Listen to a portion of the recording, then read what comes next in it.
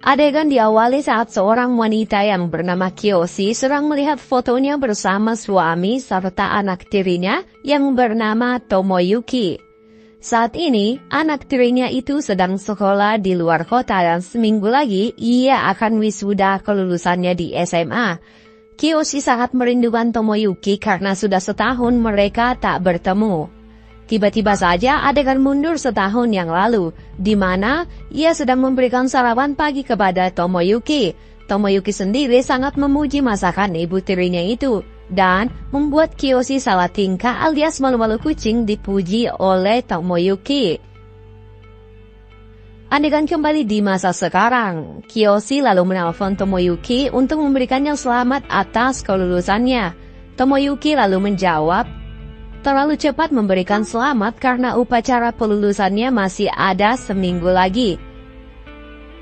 Setelah telepon ditutup, tak henti-hentinya Kiyoshi memandang foto Tomoyuki.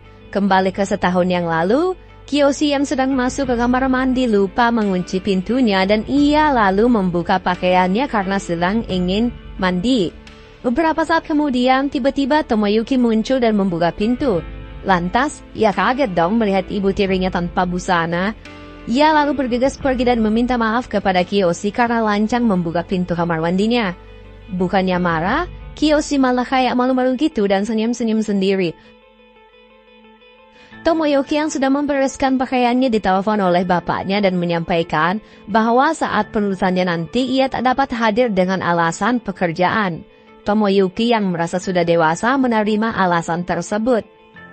Hari upacara kelulusan pun tiba. Tomoyuki bersama sahabatnya sedang asik bercanda. Lah, tiba-tiba mereka berdua kaget dong karena Kiyoshi ternyata datang untuk menghadiri upacara kelulusan Tomoyuki. Karena merasa senang, Tomoyuki berlari menghampiri ibu tirinya itu. Singkat cerita, saat pulang dari upacara tersebut, mereka bertiga sedang asik jalan ke taman. Di sini juga sahabat Tomoyuki mengatakan bahwa ibunya sangatlah cantik dan ia lalu berpamitan untuk pulang. Lalu tinggal mereka berdua. Kiyoshi lalu mengajak Tomoyuki untuk merayakan kelulusannya. Mereka lalu ke tempat makan dan memesan makanan serta minuman. Tomoyuki yang belum cukup umur hanya memesan jus, sedangkan Kiyoshi memesan minuman bir. Sampai akhirnya Kiyoshi mabuk berat. Sempat ditegur oleh anak tirinya itu, ia malah makin banyak minum. Emang dasar nih ibu-ibu ya. Saat sedang mabuk berat, ia lalu pindah di samping Tomoyuki dan memegang tangan anaknya itu. Lah, makin panas saja nih adegan ya. Tomoyuki yang masih polos belum memahami maksud sikap ibu tirinya. Karena merasa Kiyoshi sudah mabuk berat, ia lalu dibawa ke sebuah hotel. Secara, Tomoyuki kan sekolah di luar kota, jadi mau nggak mau Kiyoshi harus nginap di sebuah hotel dong. Singkat cerita, saat sudah sampai di hotel, Tomoyuki bergegas untuk pamit. Tapi, dengan sigap, Kiyoshi menahannya dan menyuruh Tomoyuki untuk duduk di sampingnya.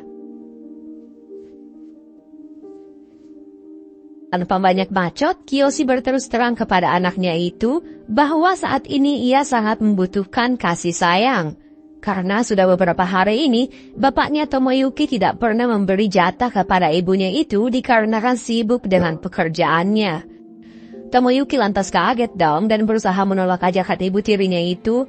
Lah, tapi apalah dayanya setan yang sedang merasuki Tomoyuki akibat cimumut ibunya tak bisa berbuat banyak selain menanam benih di lahan ibu tirinya itu.